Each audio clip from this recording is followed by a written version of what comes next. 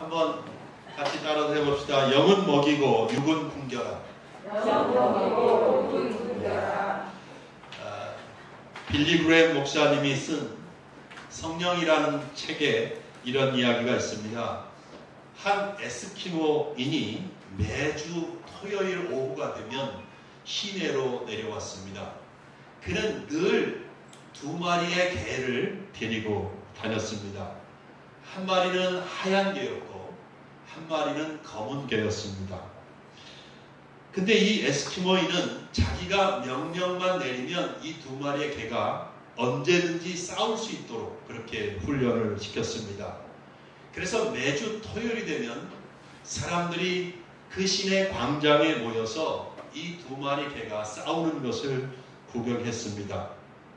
개 주인인 이 에스키모인은 사람들과 어느 개가 이길 것인지, 그러니까 하얀 개가 이길 것이냐 검은 개가 이길 것이냐, 이것에 대해서 늘 내기를 했습니다.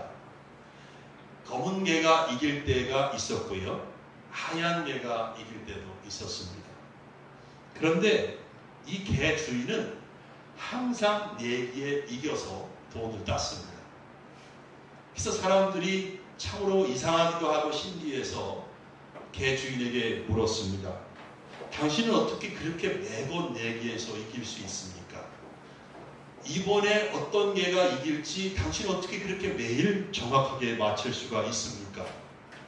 에스키모인이 대답을 했습니다. 나는 개들이 싸우기 전에 한 마리에게는 밥을 주고 다른 한 마리에게는 밥을 안 줍니다.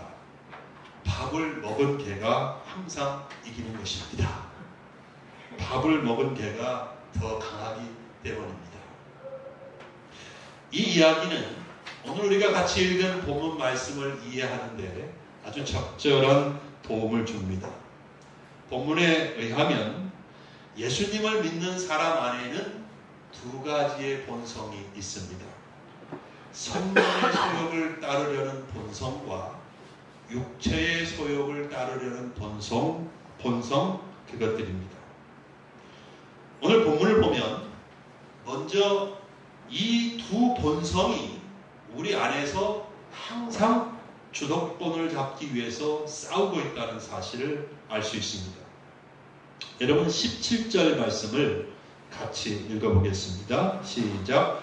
육체의 소욕은 성령을 거스르고 성령은 육체를 거스르나니 이 둘이 서로 대적함으로 너희가 원하는 것을 하지 못하게 하려 함이니라 그랬습니다.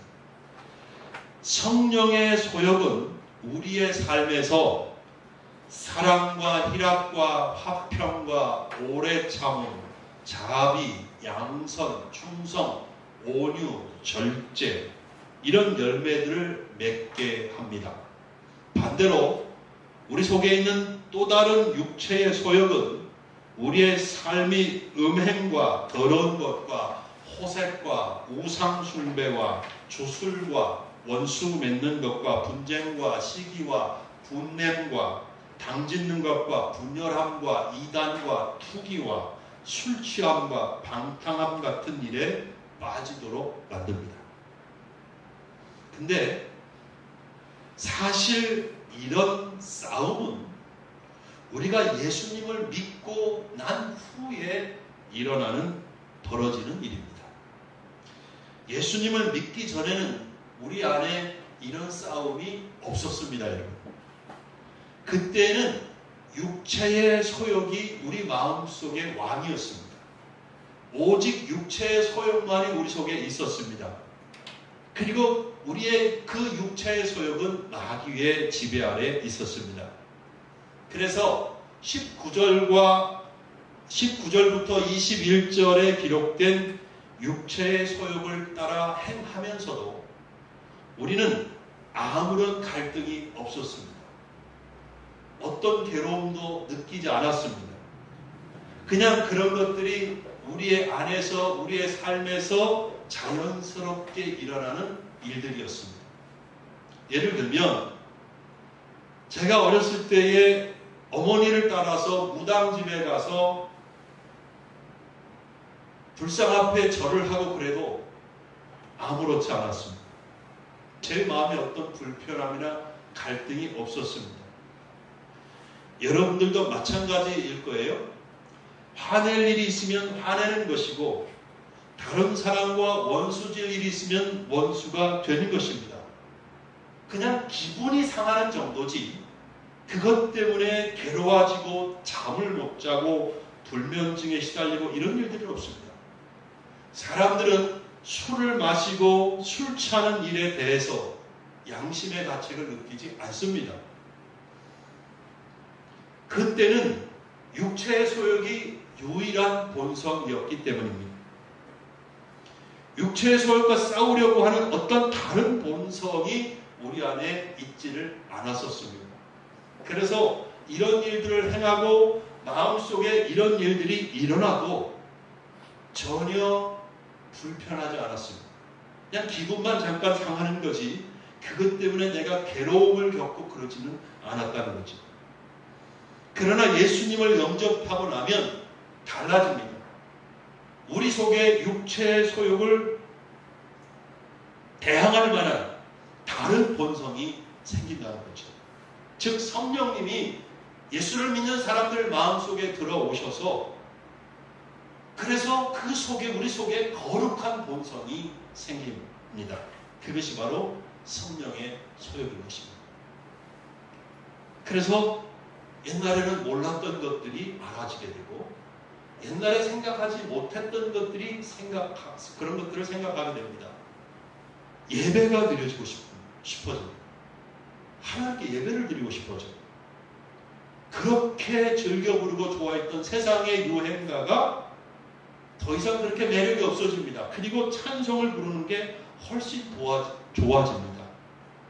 더 이상 술이 마시고 싶지 않고 담배도 싫어집니다. 누군가를 욕하면 마음이 불편해지고요. 게으른 생활을 하면 하나님 앞에서 왠지 죄송스러운 마음이 생깁니다. 마음속에 미움이 있으면 어색하고 불편해서 하나님 앞에 하나님 내게 용서하는 마음을 부어주세요라고 기도할 수밖에 없게 돼요. 어쩌다 스쳐가듯 음란한 영상을 보게 되더라도 마음이 개운치가 않습니다. 이렇게 이전에는 아무렇지도 않던 일들이 이제는 내 마음을 불편하게 만들어버립니다. 왜 그렇습니까? 말씀드린 대로 우리 속에 새로운 본성이 생겼기 때문입니다.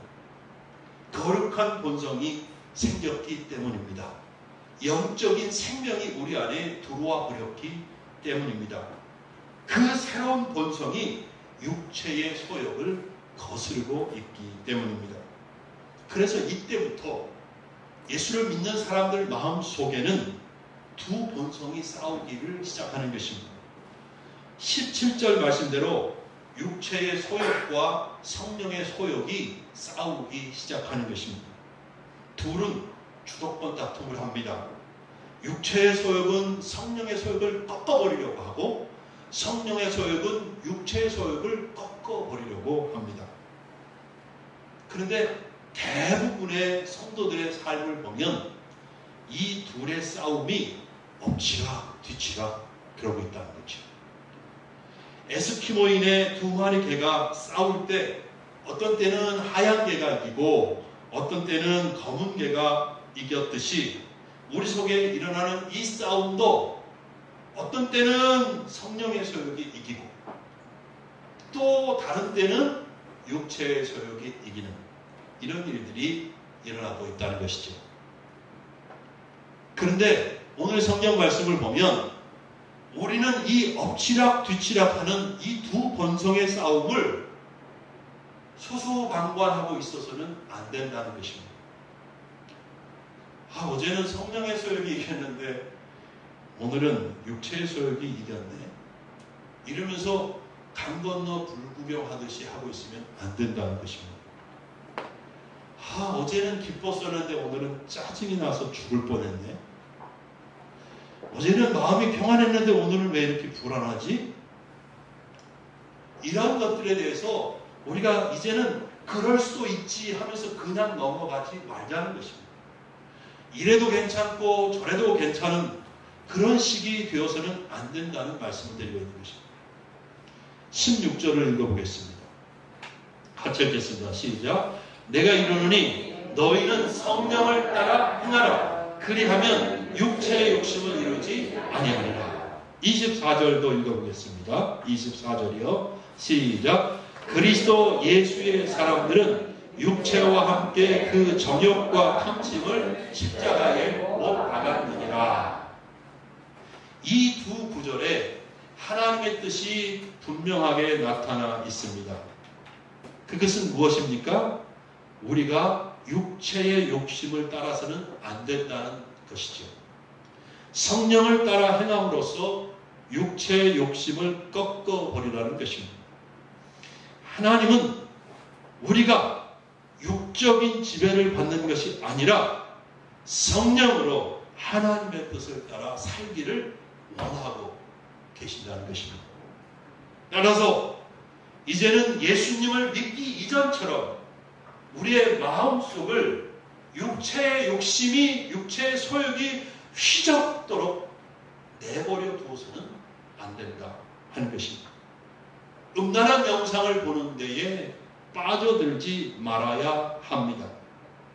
마음속에 원수를 품고 매일매일 죽일 듯이 미워하면서 살면 안 되겠다는 것입니다. 마음속에 분노가 가득한 채로 그냥 살아가서는 안 되겠다는 것입니다. 다른 사람을 시기하고 질투하지 말자는 말씀입니다. 술에 취하지 말고 방탕에 빠지지 말자는 말씀을 오늘 성경은 하고 있습니다. 그런데 우리가 수십 년씩 신앙생활하고 있지만 이것이 쉬워요? 어려워요? 쉽지 않지요. 쉽지 않습니다. 신앙생활 엉터리로 하고 싶은 성도가 어디 있겠습니까? 근데 마음대로 안 돼요. 항상 실수하고 넘어집니다. 어떤 때는 알면서도 행할 때가 얼마나 많습니까? 놀이공원에 가면 두더지 게임 있죠. 두더지가 불쑥불쑥 저기서 막 올라옵니다. 그것처럼 우리 속에서 육체의 욕심이 불쑥불쑥 여기저기서 막 올라온다는 것이죠. 불쑥불쑥 올라오는 그 육체의 욕심의 두더지들 머리를 성령의 망치로 사정없이 내리쳐서 쑥 들어가버리게 할 때도 있지만 그 두더지들을 감당하지 못하고 육체의 욕심에 떨어질 때가, 빠질 때가 너무 많습니다. 솔직히 우리는 이길 때보다는 질 때가 더 많습니다. 가슴 아픈 이야기지만 그렇잖아요. 이길 때보다 질 때가 더 많아요. 이것이 우리들이 가지고 있는 심각한 문제가 아닐 수 없습니다. 여러분 어떻게 해야 될까요? 답이 16절에 있습니다. 또 역시 같이 읽어보겠습니다. 시작. 성령을 따라 행하라. 그리하면 16절이요. 다시 시작. 성령을 따라 행하라. 그리하면 육체의 욕심을 이루지 아니하리라. 사실 오늘 제가 이 설교를 하기 전에도 여러분들은 이것을 잘 알고 계셨습니다. 우리 속에서 성령의 소욕과 육체의 소욕이 싸우고 있다는 사실 알고 있었습니다. 그런데 우리는 알면서도 육체의 소욕을 따를 때가 너무 많습니다. 우리는 얼마나 자주 하나님의 뜻을 분명하게 알면서도 거역하고 있습니다. 어떤 행동이나 말이 하나님의 뜻이 아닌 줄 알면서도 우리는 아주 자주 하나님의 뜻을 거역해 버리고 있습니다. 많은 성도들이 이러한 자신의 모습에 낙심합니다. 나아가서는 이렇게 하면, 이렇게 살면 하나님께서 나를 더 이상 사랑하시지 않을 텐데 하면서 염려하고 두려워합니다. 어떤 분들은 이러한 자신의 연약한 모습 때문에 구원에 대한 확신을 갖지 못하기도 합니다. 그런데 여러분, 이 모든 일들은 우리 안에 성령의 소욕이 생겼기 때문에 일어나는 일입니다. 우리가 구원받았기 때문에 하나님의 자녀가 되었기 때문에 일어나는 현상입니다.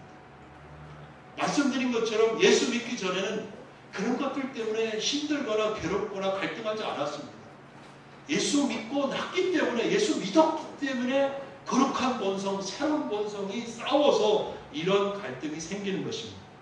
즉 이런 갈등이 있다는 것은 우리 안에 하나님의 생명이 들어와 있다는 얘기예요. 할렐루야. 감사한 것이죠. 그래서 사랑하는 여러분, 사도 바울을 기억하시기 바랍니다. 사도 바울도 똑같은 갈등과 고민을 경험했거든요. 로마서 7장 15절입니다. 그는 이렇게 말합니다. 내가 행하는 것을 내가 알지 못하나니 곧 내가 원하는 것은 행하지 아니하고 도리어 미워하는 것을 행합니다. 그랬어요. 사도 바울 같은 분도 내가 하나님 앞에 이렇게 해야지, 그 원함이 있는데 그것을 하지 않더라 이 말이에요. 자기가.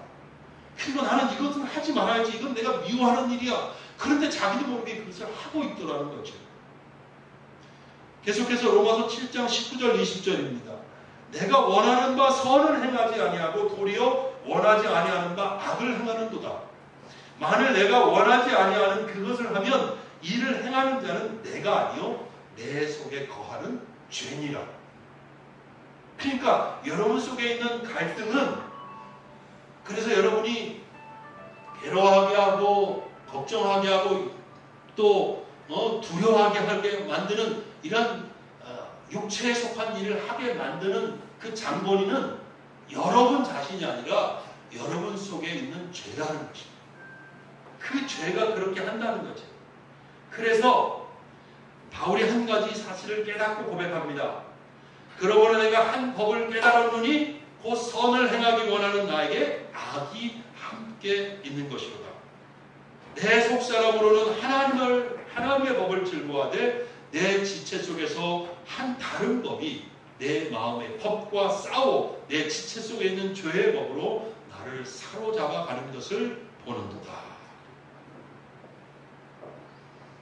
그럼에도 불구하고 바울은 괴로워서 한순간 탄식을 합니다. 오라, 나는 곤고한 사람이로다. 누가 이 사망의 몸에서 나를 건져내리라.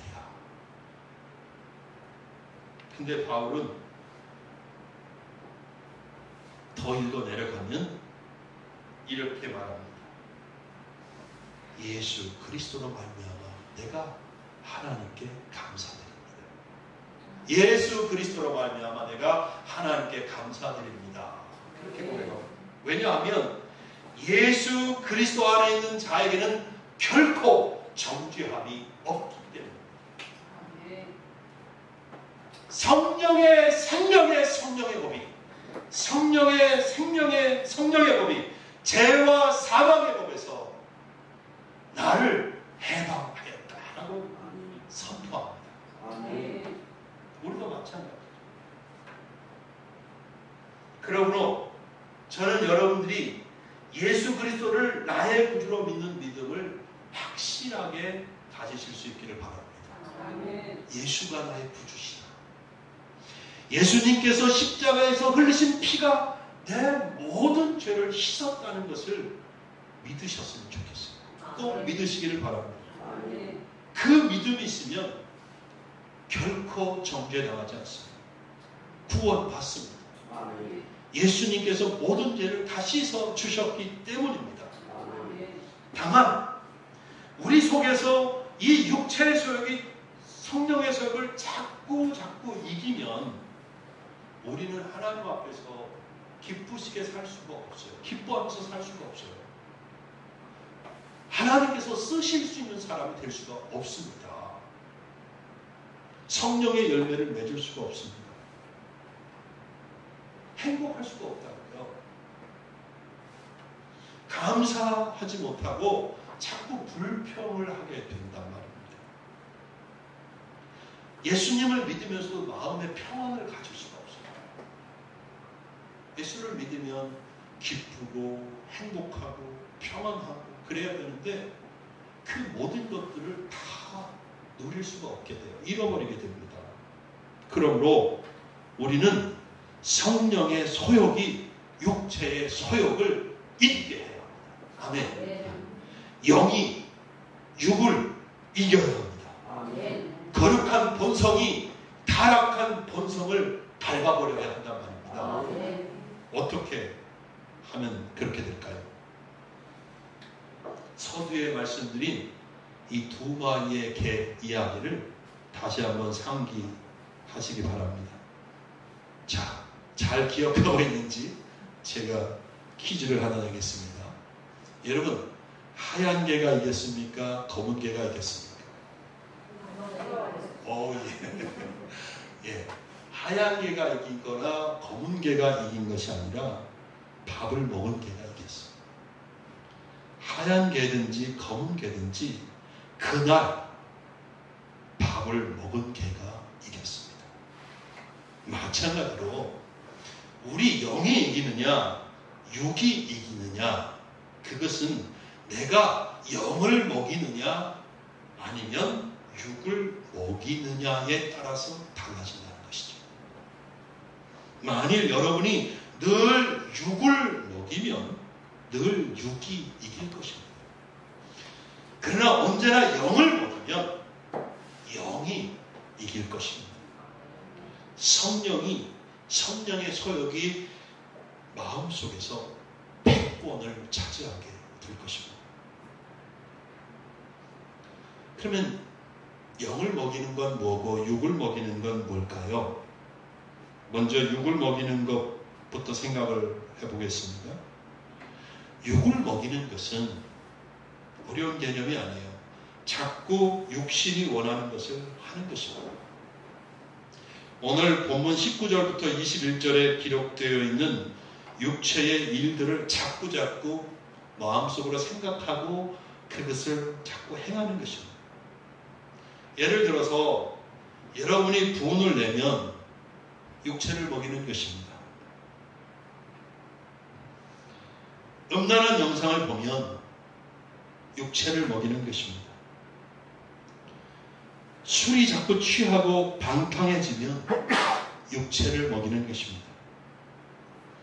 하나님 아닌 다른 것을 섬기면, 즉 그것이 돈이든지 자식이든지 무슨 명예든지 지위든지 지식이든지 그것들이 하나님보다 더 우선적이 되어서 그것들을 섬기면 그것은 우상숭배잖아요. 그것 역시 육체를 먹이는 것입니다. 교회 안에서 당을 짓고 자꾸 분열을 조장하면 그게 바로 육체를 먹이는 것입니다. 누군가를 계속 미워하면 그것이 바로 육체를 먹이는 것입니다. 게으름을 부리면 그게 바로 육체를 먹이는 것입니다. 남을 자꾸 속이면, 거짓말을 하면 그것이 바로 육체를 먹이는 것입니다. 만일 여러분이 계속 이렇게 육체를 먹이는 일만 하면 여러분 속에 육체의 소욕이 점점 강해집니다. 그래서 마음속에서 두 소욕이, 즉 성령의 소욕과 육체의 소욕이 주도권을 다툴 때 육체의 소욕이 성령의 소욕을 눌러버릴 수밖에 없습니다. 그렇게 되면 성공적인 성도의 삶이 불가능해집니다. 열매 맺는 성도의 삶이 불가능해진다. 성도의 삶에서 나타날 수 있는 기쁨이 넘치고 행복해하고 긍정적이 되고 밝은 에너지가 넘치고 하는 그런 모든 것들이 불가능해진다는 것입니다. 그리고 늘 육체의 소욕 속에서 허덕허덕할 수밖에 없는 것입니다. 그래서 그런 삶은 계속 죄를 짓는 삶이고 성령을 계속 근심하게 하는 것입니다. 그래서 우리는 육체의 소욕을 꺾고 성령을 따라 살기 위해서 자꾸 우리의 영을 먹여야 하는 것입니다. 영을 먹이는 건 뭘까요? 이것도 쉬워요. 간단해요. 영을 먹이는 것은 영이 좋아하는 것을 먹이는 것입니다. 우리의 몸도 입에 맛있는 것이 아니라 몸에 좋은 것을 먹여야 몸이 건강해지잖아요. 그것처럼 우리 영에게 좋은 것을 먹여야 합니다. 우리 영에게 좋은 양식을 섭취하게 해야 합니다. 우리의 영에 아주 좋은, 가장 좋은 양식은 무엇입니까? 하나님의 말씀입니다. 예. 그래서 하나님의 말씀을 자꾸 먹으면 내 영이 만족스러워지고요, 기뻐하게 됩니다. 말씀을 자꾸 먹으면 마음이 평안해집니다. 영이 강해집니다.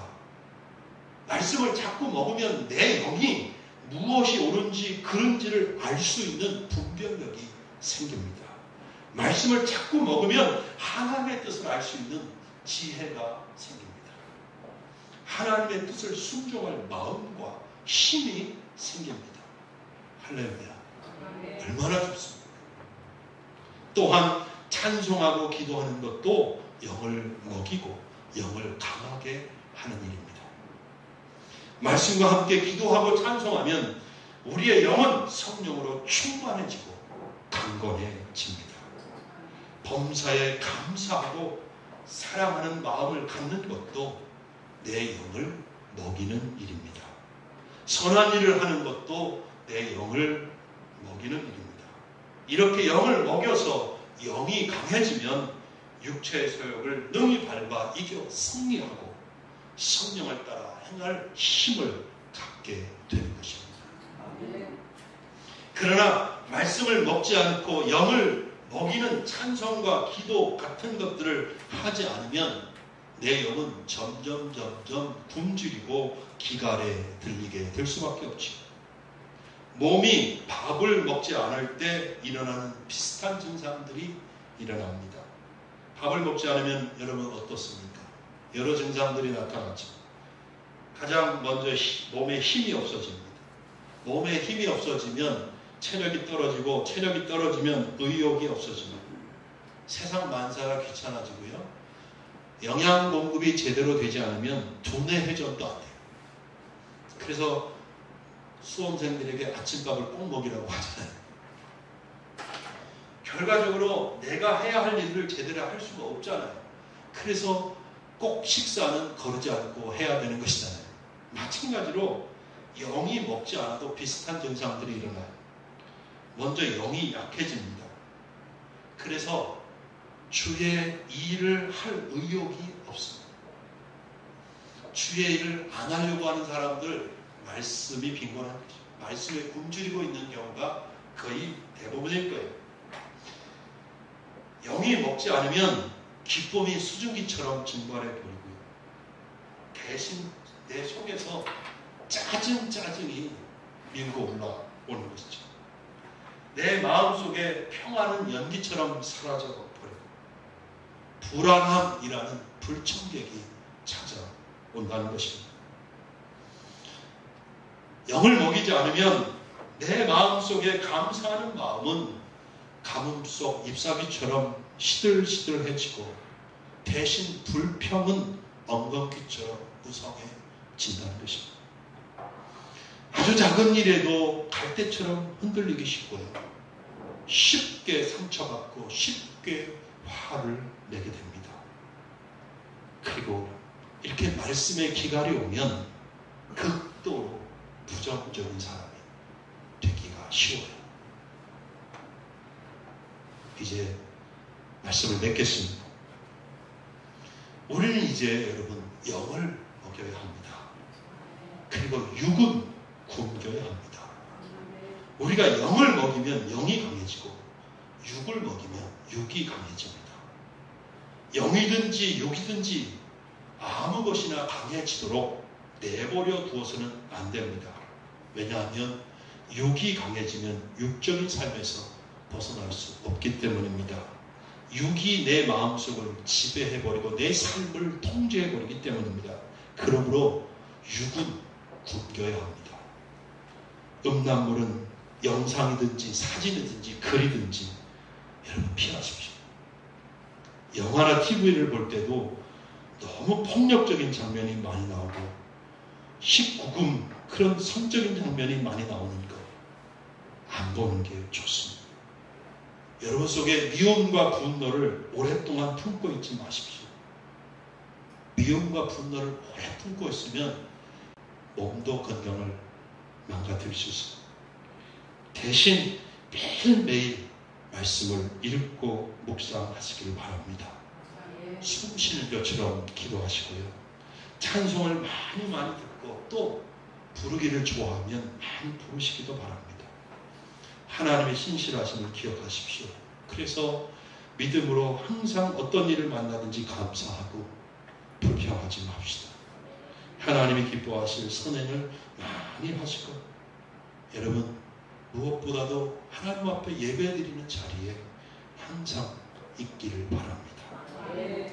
따라서 합시다. 영을 먹이고 육은 굶겨라. 아멘. 기도하겠습니다.